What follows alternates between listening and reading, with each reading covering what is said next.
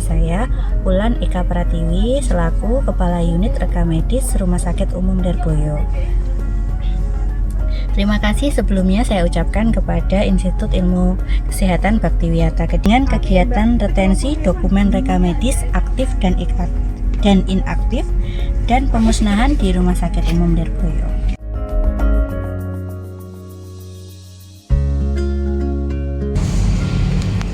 Rumah Sakit Derboyo saat ini telah melakukan peralihan dokumen rekam medis dari rekam medis manual ke rekam medis elektronik seiring dengan perundang-undangan yang berlaku saat ini. Seiring dengan peralihan dokumen rekam medis elektronik ke manual sudah dilakukan sejak tahun 2019. Karena ada peralihan dari dokumen rekam medis manual ke elektronik, maka harus dokumen rekam medis yang manual itu harus dipilah atau dilakukan retensi. Nah, berikut merupakan waktu untuk meretensi di dalam dokumen rekam medis manual. Kegiatan retensi di Rumah Sakit Derboyo tidak dilakukan secara rutin.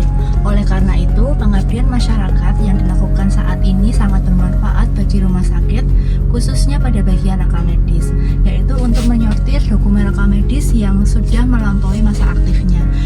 Dan selain itu juga mengurangi beban dari ruang filing yang sudah overload dalam penyimpanan dokumen rekam medis yang manual.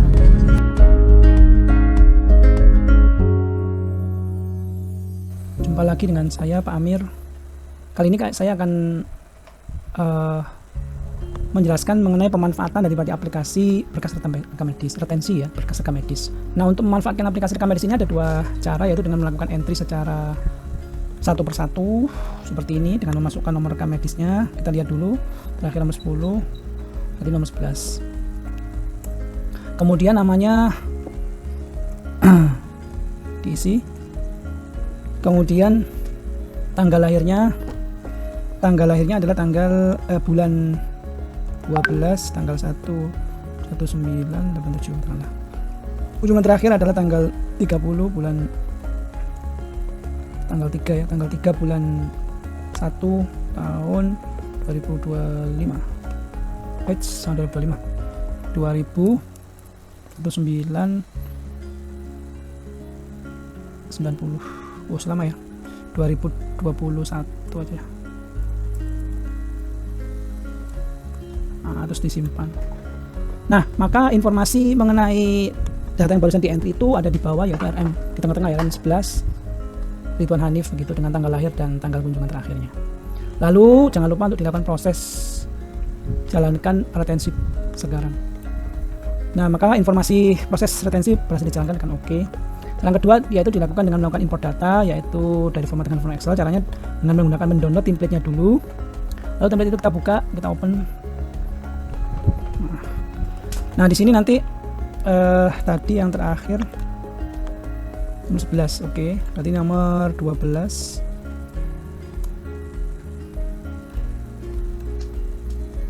Nah, ini diganti, oke. Namanya aja boleh diganti.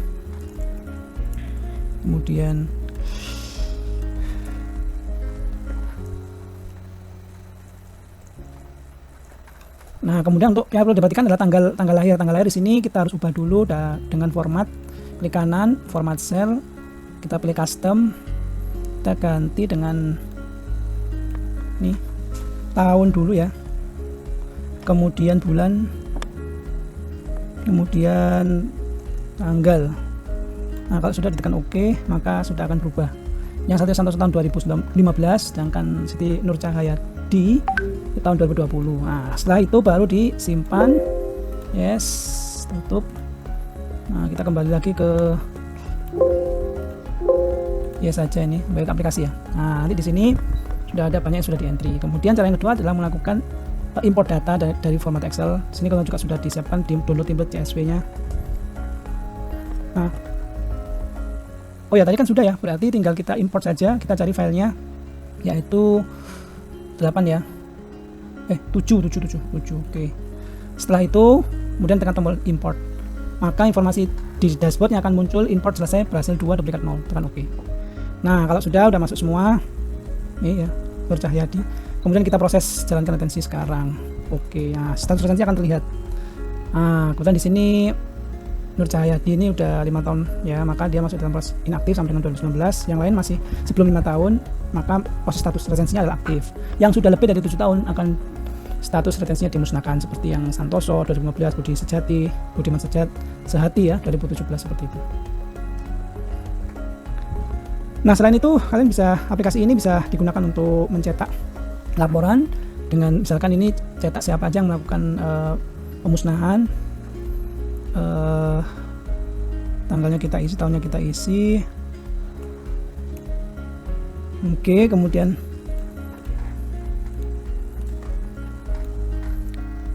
bulan 12 30 2025 katakanlah kita laporan.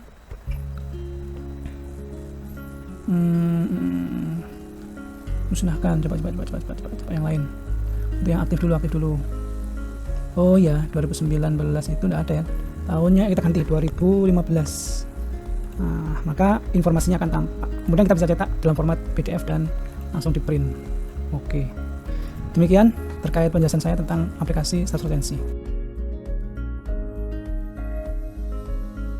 Ikut suasana ruangan filing di Rumah Sakit Umum Lirboyo seperti ini. Sedang dilakukan kegiatan pemilahan dokumen rekam medis inaktif dan aktif dan retensi.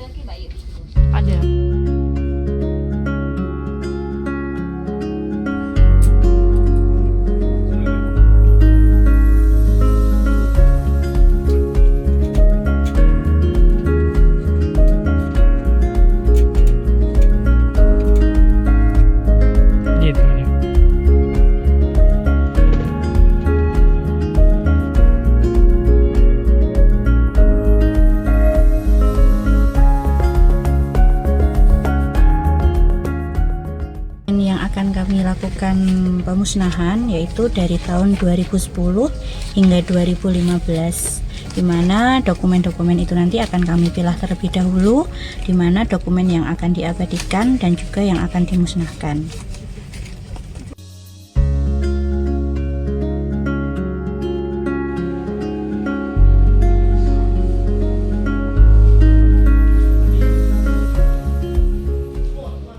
Kegiatan retensi dan digitalisasi dokumen rekam medis selesai dilakukan, tahap selanjutnya adalah pemusnahan dokumen fisik yang telah melewati masa simpan dan tidak memiliki nilai guna administratif, hukum maupun ilmiah. Proses pemusnahan ini bertujuan untuk menjaga kerahasiaan data pasien, efisiensi ruang penyimpanan, serta menghindari penyalahgunaan administratif.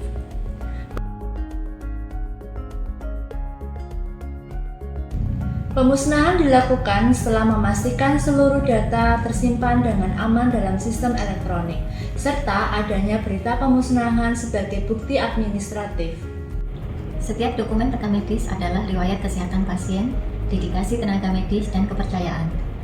Dokumen rekam medis tidak hanya berisi data-data, tetapi juga amanah yang harus kita jaga dengan penuh integritas. Seiring berjalannya waktu, ruang, dan sumber daya adalah tantangan. Disinilah diperlukan kebijakan retensi rekam medis berperan. Kebijakan ini mengacu pada peraturan perundang-undangan yang terbaru, standar operasional prosedur, dan standar profesi. Dan ini menetapkan berapa lama masa simpan dokumen aktif dan inaktif.